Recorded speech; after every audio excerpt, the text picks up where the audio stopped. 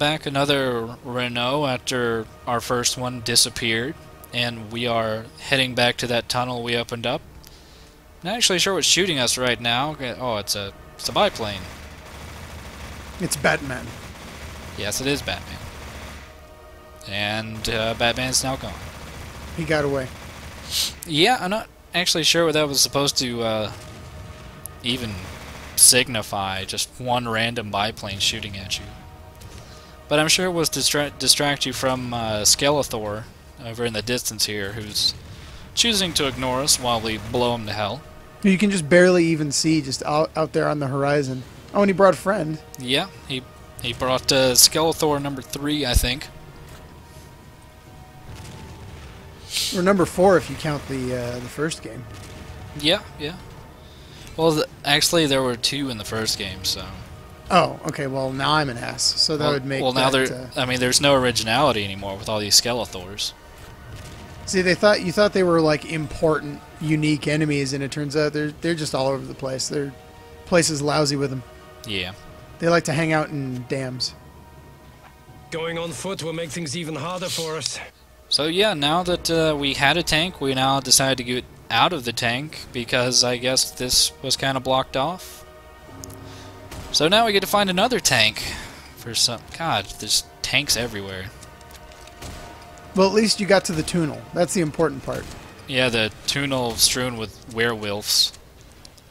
Wolf wares. Yeah. Wolf-ware tunel.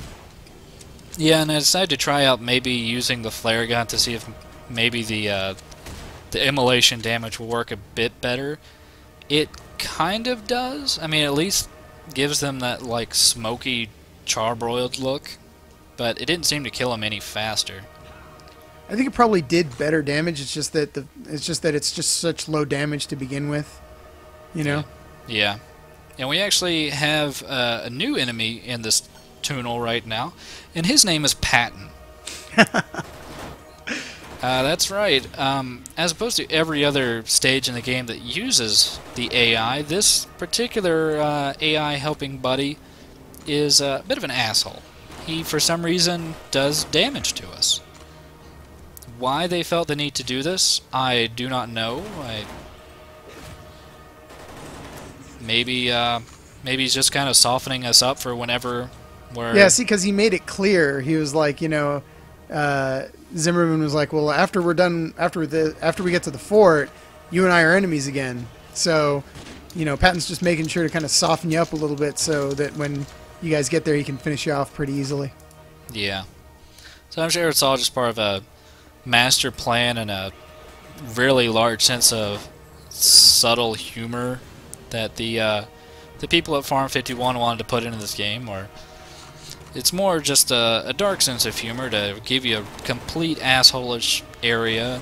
I mean, it's asshole-ish to begin with in the first place, just because there are a lot of these barbed wire enemies, and they just will not stop coming. But accompanied with that is this invulnerable, never-ending source of bullets going into the back of your body. He's like the Terminator, except you can't. Well, no, he's exactly like the Terminator, except American. He's the American Terminator. Yeah. Not to be confused with the much more entertaining Indian. Look at him. Indian Terminator. He's just opening fire on you now. He's not even pretending to shoot at the enemies anymore. He's just like, hey, Zimmerman. Brrr. Well, maybe he just has like a delayed reaction. It's from all that whiskey that he drinks. Yeah. So yeah, as we continue to deal with more and more and more and more of these fucking barbed wire zombies that we're not getting any help from Patton with killing, you might be thinking, what exactly is the trigger to cause the next room to open? Well, I'm not actually sure for the most part. It's kind of hard to tell if you just have to kill a certain number of zombies, or if it has to do with the 2 or 3 machine gun flamethrower zombies. But yeah, there's just a lot of them. I'm actually going to end up running a bit low on the machine gun bullets for the gun I actually enjoy using. But that's okay. You can just hurl yourself bodily at them, and Patton will take them out for you. Yeah, if I lure his bullets towards them, maybe he'll end up targeting them better. Accidentally shooting them. Yeah, and then this, I think this is only the second one of these so far in this room, but he's a bit of a pain to deal with, especially when you're already, like, being jostled about by these barbed wire zombies. And I've noticed, like, he can line of sight you on that tank, but you can't line of sight him. Like, I saw some of his rounds just going right through it. Yeah. Right into you. Yeah. And for some reason now the room is complete, except there were still probably about 4 zombies left alive, so... Yet again, I don't really know, and maybe it's like time-based? It's hard to say. Maybe there was something happening in this room and you just couldn't see it because you were too busy defending yourself from Patton. No, I mean, I've run through this room before, like, in other, you know, times fighting through it, and it's just a big, wide-open arena. And more wolf weirs. Yeah. Thankfully, there's a bit more room to navigate around with. But it doesn't make them any less of an annoyance. Even though they seem to go down a bit quicker. Well, it's nice when they run straight at you and don't zigzag.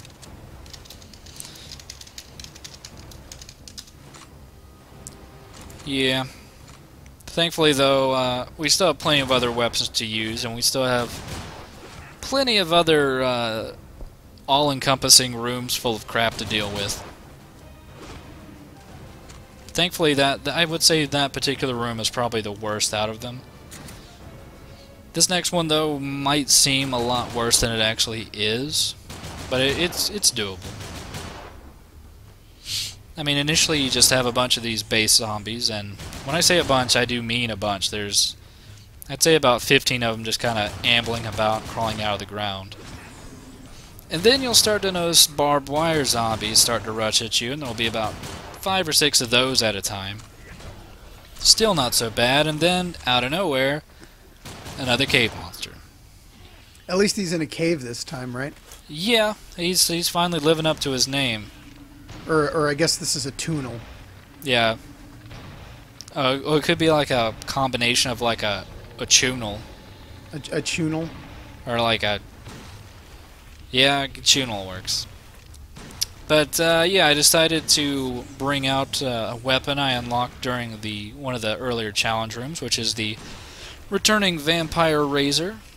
You basically don't get any extra ammo for it during the course of a stage right now, but you know, you still got a good 50 shots, and that's a good enough start for having to deal with everything running around in this room.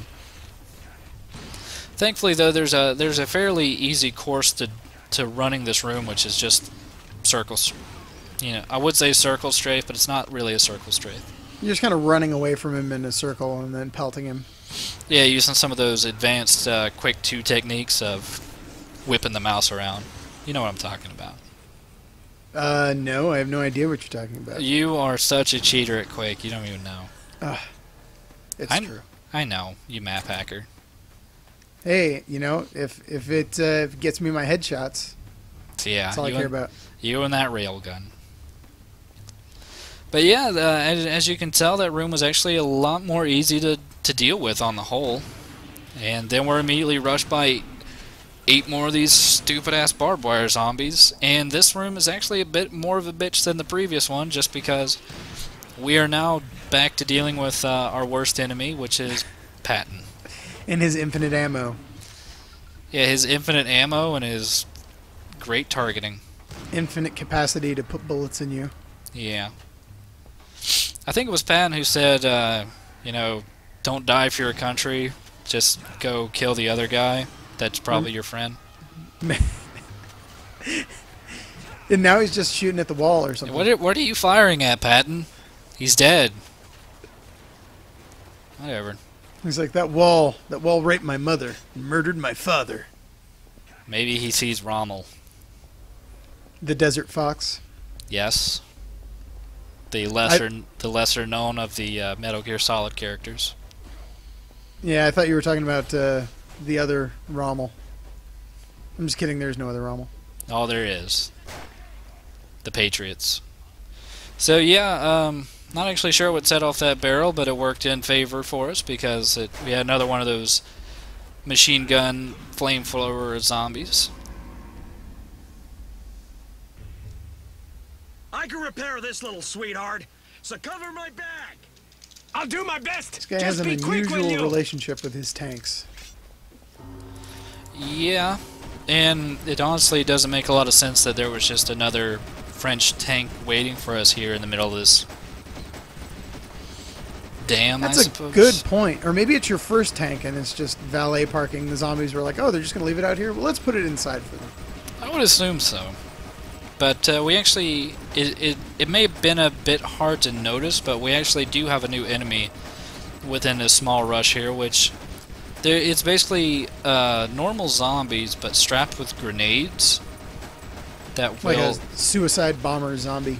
yeah, they'll basically, like, if they're within close proximity to you, when they die, they'll blow up and do an adequate amount of damage. It's working. Get inside, old man. But yeah, so Patton has repaired the tank. That means we are able to get back to the wonderful vehicle portions. And actually, that is the end of part 1 for right now. So if you'll join us for part 2, you'll see the end of the dam and more vehicle action. And this is Necrovision saying bye.